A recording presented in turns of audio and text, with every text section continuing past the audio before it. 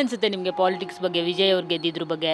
So ಜೊತೆಗೆ ವಿಜಯ್ ಅವ್ರು ಗೆದ್ಮೇಲೆ ನೀವು ಸೋಷಿಯಲ್ ಮೀಡಿಯಾದಲ್ಲಿ ತುಂಬ ಆ್ಯಕ್ಟಿವ್ ಇರ್ತೀರಾ ಅಂತ ಅನ್ಸುತ್ತೆ, ನೀವು ನೋಡಿರ್ತೀರಾ ಅಂತ ಅನ್ಸುತ್ತೆ. ಕರ್ನಾಟಕದಲ್ಲೂ ಈ ಥರದ್ದೊಬ್ಬರು ಪೊಲಿಟಿಷಿಯನ್ ಸಿನಿಮಾ ಆ್ಯಕ್ಟರ್ ಆಗಬೇಕು ಅಂತ ಒಂದಷ್ಟು ಪೋಸ್ಟ್ಗಳನ್ನ ನೋಡಿದ್ವಿ ನಾವು. ಸೊ ಅದನ್ನ ನೋಡಿದಾಗ ನಿಮಗೆ ಯಾರು ನಿಮ್ಮ ತಲೆಗೆ ಬರ್ತಾರೆ ಅಂತ? See, first thing is I love politics in the nice way. I don't like dirty politics. ಪಾಲಿಟಿಕ್ಸಲ್ಲೂ ಚಾಣಕ್ಯ ಅವರು ಚಾಣಕ್ಯ ನೀತಿಗಳೇನಿದೆ ಅದರಲ್ಲೂ ಒಂದು ನೀತಿ ಇದೆ. You can just do any politics. Dirty politics ಮಾಡಿದ್ರೆ ಅದು ನಿಮಗೆ ವಾಪಸ್ ಬರುತ್ತೆ ಒಂದು. ಬಟ್ ವಿಜಯ್ ಅವ್ರು ಮಾಡಿದ್ದು ಸರಿನೋ ತಪ್ಪೋ ಅದು ನಾನು ಹೇಳೋಷ್ಟು ದೊಡ್ಡೋಳು ನಾನಲ್ಲ. ಬಟ್ ಏನಂದರೆ ಯಾರ್ಯಾರೋ ಒಬ್ಬರು ಈ ಎಕ್ಸ್ ಪಾರ್ಟಿಯವರು ವೈ ಜೊತೆ ಅಲಯನ್ಸ್ ಮಾಡ್ಕೋತಾರೆ, ಎ ಪಾರ್ಟಿಯವರು ಬಿ ಜೊತೆ ಅಲಯನ್ಸ್ ವಿಜಯ್ ಅವರು ತ್ರಿಷಾ ಜೊತೆ ಅಲಯನ್ಸ್ ಮಾಡ್ಕೊಂಡ್ರು. ಸಿಂಪಲ್. ಗೆದ್ದರು. ಅವರಿಬ್ಬರ ಮಧ್ಯ ಏನಿದೆಯೋ ಅವ್ರದ್ದು ಅದೋ ಇದೋ ಅದೆಲ್ಲ ನನಗೆ ಗೊತ್ತಿಲ್ಲ. I can see a beautiful friendship. ಎಲ್ಲದನ್ನು ಮೀರಿ ಬರೋದು ಫ್ರೆಂಡ್ಶಿಪ್ ಅಲ್ವಾ? ನೀನು ಏನೇ ಆಗೋ ನಾನು ಸಪೋರ್ಟ್ ಮಾಡ್ತೀನಿ ನಿನಗೆ ಅಂತ ಒಬ್ಬರು ನಿಂತುಬಿಟ್ರೆ ಆವಾಗ ಆನೆ ಬಲ ಬರುತ್ತೆ. ಸೊ ಅವ್ರ ಪರ್ಸ್ನಲ್ ವಿಚಾರ ನಮಗೆ ಬೇಡ. ಅಲಯನ್ಸ್ ಮಾಡ್ಕೊಂಡ್ರಾ, ಗೆದ್ರಾ, ಅಷ್ಟೇ. That is politics.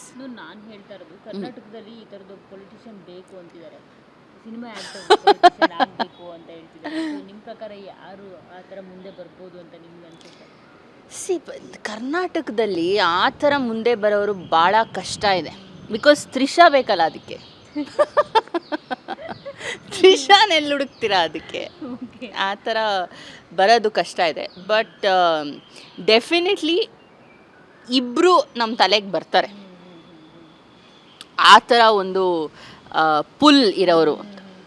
ಬಟ್ ಅವರಿಬ್ಬರು ಈಗ ಈ ಭೂಮಿ ಮೇಲೆ ಇಲ್ಲ, ಸ್ವರ್ಗದಲ್ಲಿದ್ದಾರೆ. ಡೆಫಿನೆಟ್ಲಿ ಅಂಬರೀಷ್ ಮಾಮ, ಇಲ್ಲ ಅಂದರೆ ವಿಷ್ಣುವರ್ಧನ್ ಅವರು. ಏಕೆಂದರೆ ಅವ್ರಿಗೆ ಮೊನ್ನೆ ನೋಡಿದೆ ನಾನು, ಅದು ಕೋಟಿಗೊಬ್ಬ ರಿಲೀಸ್. ಆ ಥರ ಒಂದು ಕ್ರೇಜು ಯಾರಿಗೂ ಇಲ್ಲ ಈಗ.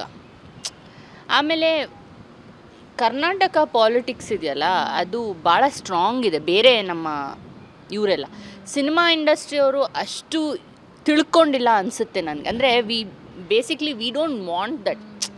ಸಿನಿಮಾದವ್ರು ಯಾರೂ ಪೊಲಿಟಿಷಿಯನ್ ನಾನು ಆಗಬೇಕು ಅಂತ ಅದಿದ್ರೇ ತಾನೇ ಮುಂದೆ ಹೋಗೋಕ್ಕಾಗೋದು.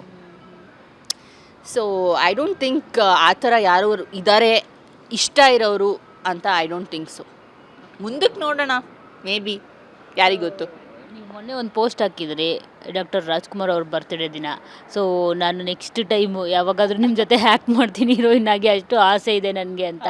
ಸೊ ಅದ್ರ ಬಗ್ಗೆ ಹೇಳಿ. ಅಂದರೆ ನಿಜವಾಗ್ಲೂ ಏನು ಗೊತ್ತಾ, ನನಗೆ ಯಾವತ್ತೂ ಮನೆಯಲ್ಲಿ ಯಾವುದೇ ಒಂದು ಹಳೆ ಪಿಕ್ಚರ್ ಬಂದ್ರೂ ನಮ್ಮ ಮನೆಯವರೇ ಆಯಿತಾ, ನಮ್ಮ ತಂದೆ ಆಗಿರ್ಬೋದು, ತಾಯಿ ಆಗಿರ್ಬೋದು, ಯಪ್ಪ ರಾಜ್ಕುಮಾರ್ ಅವ್ರ ಥರ ಆ್ಯಕ್ಟ್ರ್ ಇಲ್ಲ, ಇದೊಂದೇ ನಾನು ಕೇಳಿರೋದು.